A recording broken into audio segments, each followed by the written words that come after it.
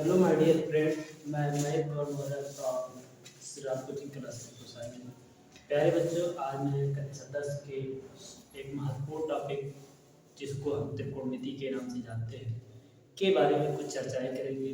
जिस भी बच्चे को कोई भी डाउट होगा हमारे कमेंट बॉक्स में कमेंट जरूर करिएगा, उसका क्लेरिफिकेशन अर्थात डाउट का क्लियर जरूर किया जाएगा।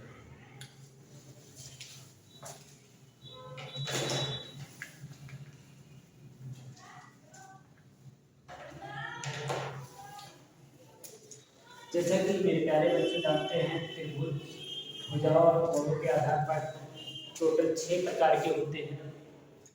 लेकिन जो त्रिकोणमिति होता है सिर्फ और सिर्फ हमारे समकोण त्रिभुज पर ही आधारित होता है। अब समकोण त्रिभुज के बारे में थोड़ा सा हम चर्चाएं करेंगे। मेरे प्यारे बच्चों, मैं आपके सामने बोर्ड पर एक त्रिभुज बनाया हूँ जिसमें एक कोण बी आपको 90 डिग्री दिख रहा है। कितना दिख रहा है मेरे प्यारे बच्चों? 90 अंश। मेरे प्यारे बच्चों, समकोण त्रिभुज में कुछ खासियत होते हैं जिनको हम इससे पहले भी कक्षाओं में जैसे कक्षा 7, 6, 8 में पाइथागोरस के नाम से पढ़े होंगे। उस पाइथागोरस का प्रयोग इस चैप्टर में है। तो सबसे पहले पाइथागोरस प्रमेय को समझेंगे, उसके बाद इसमें संबंधित त्रिकोणमिति को हम समझेंगे। सबसे पहले जैसे कि जानते हैं 90 अंश के सामने वाली भुजा को हम लोग कर्ण कहते हैं मेरे प्यारे बच्चों, जिनको इंग्लिश में हम हाइपोटेनियस कहते हैं। क्या कहते हैं मेरे प्यारे बच्चों? हाइपोटेनियस कहते हैं। नीचे वाली लाइन को हम लोग आधार के नाम से जानते हैं, जिनको हम लोग इंग्लिश में बेस कहते हैं। क्या कहते हैं मेरे प्यारे बच्चों? बेस कहते हैं। जो सीधी लाइनें खड़ी होती है उनको हम लोग लंब के नाम से जानते हैं, जिनकी इंग्लिश होती है परपेंडिकुलर। क्या होती है मेरे प्यारे बच्चों? परपेंडिकुलर। मेरे प्यारे बच्चों, इसमें आप आधार, लंब और कर्ण में एक संबंध होता है जो कि आप कर्ण बराबर जानते होंगे अंडर रूट आधार का वर्ग प्लस लंब का वर्ग। किसका वर्ग होता है मेरे प्यारे बच्चों?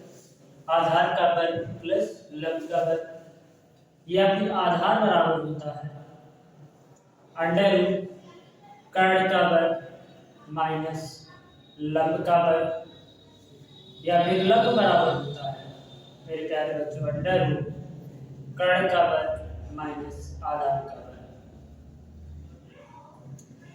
मेरे प्यारे बच्चों, ये सब चीजें आप बहुत पहले से जानते होंगे, फिर भी मैं इनका क्लेरिफिकेशन कर रहा हूँ। जैसा कि आप जानते हैं किसी भी समकोण त्रिभुज में जो कर्ण भुजा होती है वो सबसे बड़ी भुजा होती है। तो पाइथागोरस नाम के एक साइंटिस्ट थे, उन्होंने बताया कि आधार का वर्ग और लंब का वर्ग करके अगर हम जोड़ते हैं तो कर्ण के वर्ग के बराबर आता है। फॉर एग्जांपल हम लोग समझते हैं, अगर हमारे पास एक समकोण त्रिभुज ABC है जिसमें एक भुजा हमारे पास 3 और दूसरी भुजा हमारे पास 4, तो कर्ण AC अगर हमको फाइंड करना होगा तो AC हम लोग कर्ण के नाम से जानते हैं आधार का वर्ग प्लस लंब का वर्ग, तो 3 का स्क्वायर प्लस 4 का स्क्वायर, तो AC बराबर मिलेगा अंडर रूट 3 3 का 9 और 4 4 16, जिनको जोड़कर हम 25 पाएंगे और 25 का वर्गमूल भी निकालेंगे तो शायद 5 पाएंगे। इसका मतलब कर्ण हमको क्या मिल गया मेरे प्यारे बच्चों? 5। तो आप देख रहे होंगे कि इनका वर्ग करके जोड़ा गया, वर्गमूल निकाला गया, तो आपके कर्ण के वर्ग के बराबर है। अब आप 5 का वर्ग करेंगे 25 मिलेगा, 3 3 का 9 4 4 16, जोड़ेंगे आप बराबर। अगर ये नंबर बराबर नहीं हो रहे हैं, इसका मतलब है कि आपके पाइथागोरस प्रमेय को फॉलो नहीं कर रहा है, जिनको हम लोग एक अन्य नामों से जानते होंगे पाइथागोरियन थे। अगर इनका वर्ग इनके बराबर नहीं हुआ तो इसका मतलब है कि आपका पाइथागोरस प्रमेय लागू नहीं है, और इसका मतलब ये भी है कि समकोण त्रिभुज नहीं बनता है। आई होप, मैं आशा करता हूँ कि आप इसके बारे में बहुत अच्छे से समझ गए होंगे। अब हम इस आगे ये समझेंगे कि समकोण त्रिभुज में त्रिकोणमिति को कैसे पढ़ते हैं। हाँ, ये है कि त्रिकोणमिति केवल और केवल हमारे समकोण त्रिभुज पर ही बनता है। अब समकोण त्रिभुज में कुछ अनुपात होते हैं, कुछ नियम होते हैं, उन्हीं को हमको जानने की आवश्यकता है।